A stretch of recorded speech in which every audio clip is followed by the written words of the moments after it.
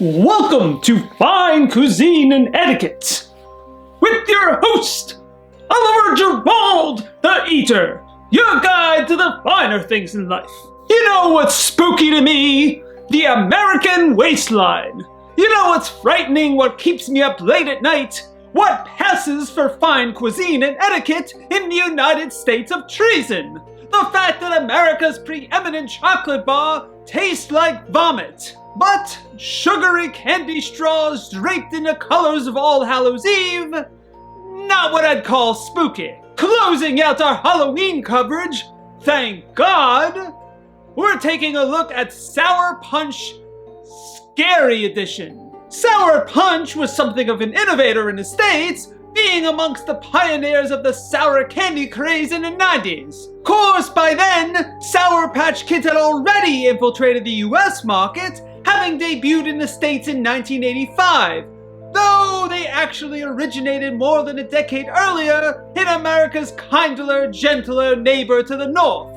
Then again, if one of my very few interactions with Canada is any indication, they're also insufferably garrulous and like to show up at your house uninvited.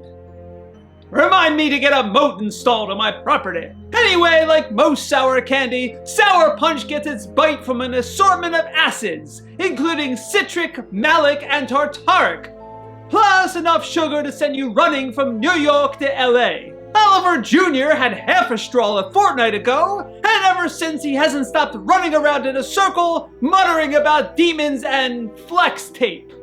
Thank the good Lord I don't have custody of the jittery little brat. You're probably wondering what I think of spooky Sour Punch. Not let Oliver Jr. rate it, but he seems to have lost the ability to form coherent sentences.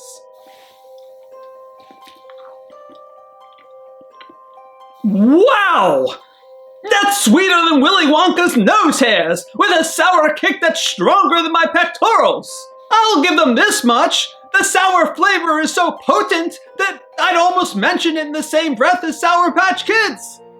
Almost. And while this will undoubtedly earn my dentist a new vacation home, the sweet and sour combo, a true punch, is worth the Novocaine. It comes in apple, grape, and tangerine, each with their own distinct pleasures, and though nothing about this other than the colors screams All Hallows Eve, given the configuration of Sour Punch, there probably wasn't a viable way to make the straws resemble any sort of Halloween paraphernalia.